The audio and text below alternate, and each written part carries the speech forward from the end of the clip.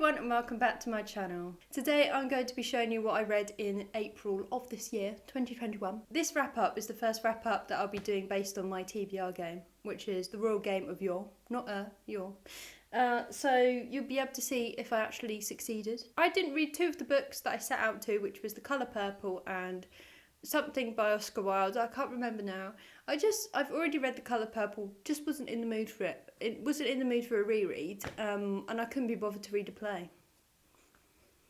I don't know why, because plays are short, but there we go. I can't remember what the prompts were for these books, so if you want to know, you could just have a look at the April TBR, because I have no idea, and I didn't plan it. Okay, let's move on then. So I'm going to do these in chronological order, so whichever one I read first in the month, I shall show you and talk about it. So the first book I read is The Binding by Bridget Collins. I mean, fantastic cover. 10 out of 10. 10 out of 10 cover. I'll just give the facts first. This is set in rural, I assume it's rural England, but I don't think it actually says if it's England, but it feels like England anyway. And at the very beginning of this book, we're following two farmers. They're both siblings, and the main story is focusing on one of them, who is called Emmett. And they come home from their farming, they're farmers. And their parents are there, they've got a letter out on the table addressed to Emmett, and they're like all agitated and anxious and blah, blah, blah. And basically what this letter says, it's from the binder. Do we know what a binder is yet? No, we don't. And it's saying, Emmett, you're going to be my apprentice. You're going to be a binder's apprentice. So that's the beginning of the book, and we follow on from there.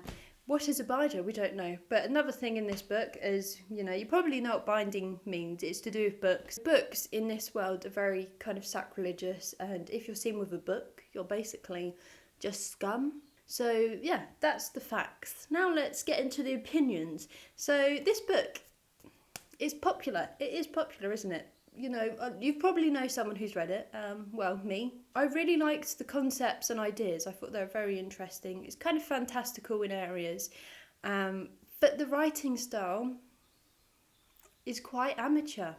I was disappointed. There are so many, I don't even know the plural of this word. There are so many ellipses. Is that the plural of ellipsis? Is that even a word? I don't know. The three dots things. Oh my God, it was so annoying. It was so irritating. And I thought, right, I'm going to do an experiment. I'll take 10 pages, random pages. Well, not random. I was reading along how you read a book. 10 pages. See how many on average there are per page. It turned out there are 4 per page. The maximum was 7 in a page. I'm just like, can you not do that? It's really annoying. And she just tries to create too much intrigue, and there was just too much mystery in it that I just really didn't care about. And she was like holding back all of this information, well, in the first third anyway. And I just didn't care. I really didn't care. I think the middle section is the best section of the book. But there are other things that really irritated me as well, like there wasn't much consistency in areas. And when I say that, I mean, for example, in the first part of the book, she's talking about a looking glass. I'm like, okay, cool, yeah, a mirror. And then she kind of ignores what a looking glass is and then starts using the word mirror. And I'm like, which one are you going to use? It's a third person account. So, yeah, okay. So during this time, I assume some people use mirror, some people use looking glass. Looking glass, I guess, is more posh. But, I mean, why can't you just be consistent and not just chop and change all the time? It was quite annoying. And also the ending. It just cuts. The ending is rubbish. The ending, it just cuts so abruptly. And it was really also irritating. I'm like, no, you can't just leave it there. It's like on a cliffhanger. And yeah, that was annoying as well. It was just pretty annoying, to be honest. Also, the first third of the book really dragged on. I was like, oh God, I just want to, finish this book now. And although it's not like the longest book, but it felt really long. So yeah, good ideas, but not well executed. The next book I read is One of Us is Lying by someone who I can't remember. This is another very famous book. It's done its rounds across BookTube. It feels like everyone's heckin' read it, or everyone knows about it at least. So this is set in an American high school. Basically, someone is murdered, and we're trying to figure out who it is. And there's 4 perspectives, which is written in first person. So you've got the jock. I hate that word, jock. We don't use that here in England, but whatever. You've got the jack, and you've got the clever person, you've got the popular girl, and the drug dealer. So all the 4 stereotypes of, high school people. And basically they're framed for this murder and we're trying to figure out who it is. Okay, cool, interesting. The theme of this book, it's very good at what it does, but what it does is not my cup of tea. The thing is, it was intriguing. Unlike the binding, I was kind of captivated by the storyline. But at the same time, it was predictable. The thing is about it being predictable, I don't know if it is predictable. I predicted what was going to happen, but does that make it predictable? I don't know. We're getting too philosophical here. But I knew what was going to happen. There we go. Not everything, but the main bit. The murderer, basically. I knew who the murderer was going to be. Thank you, I'm very clever. I don't mean it like that. I just mean that, I don't know, it just felt a bit obvious to me. Something that also annoyed me. You know, these details really annoy me about books when they get things wrong. And the clever girl who's supposed to be going to Yale, okay, cool. She thinks light years is to do with time. And, you know, that's fine. It's a common mistake.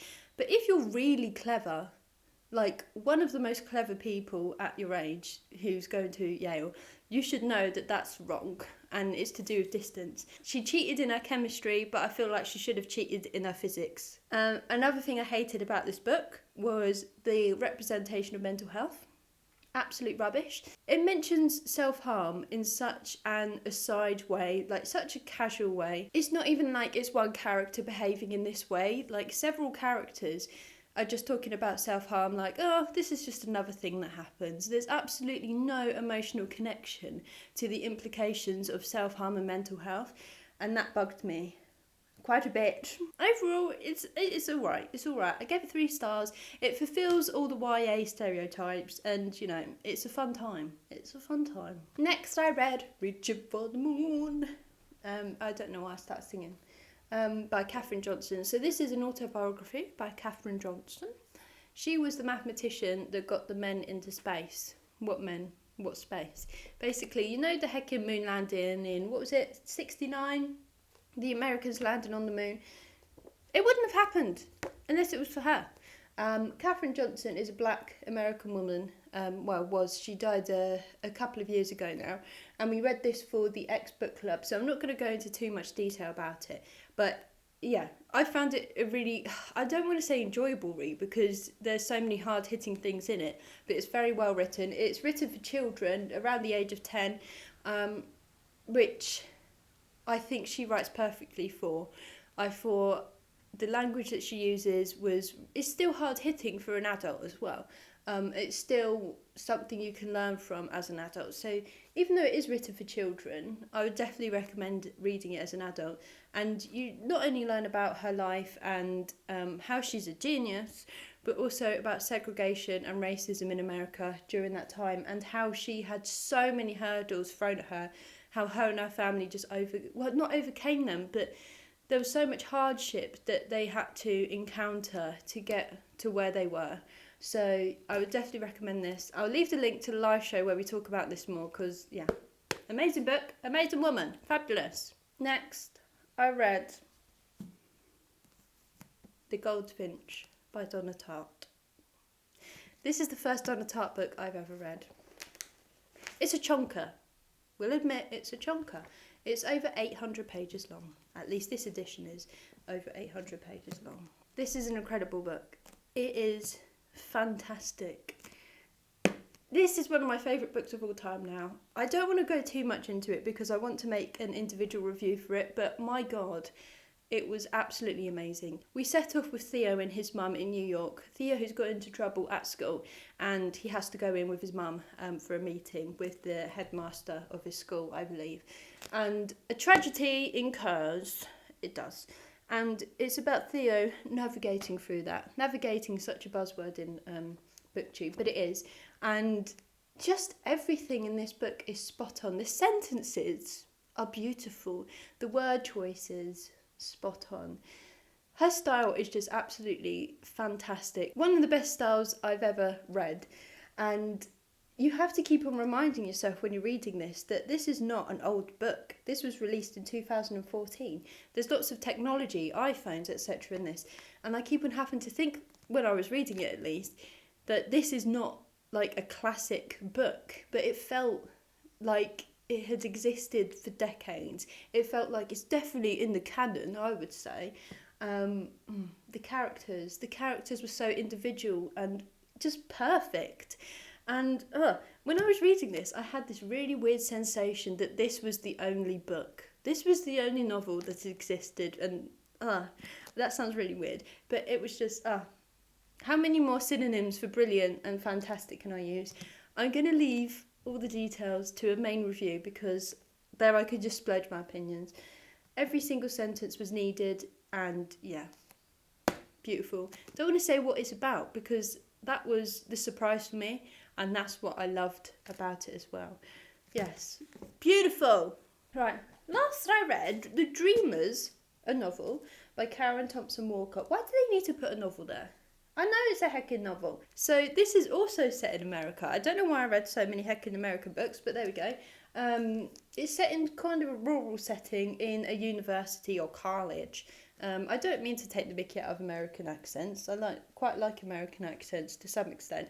I don't know. I just do accents sometimes and it's weird. Okay, anyway. So we're following this dormitory, I guess, and this girl has come home from drinking and she passes out in her room, and then her what do you call it? Roommate, that's the word. She can't wake her up.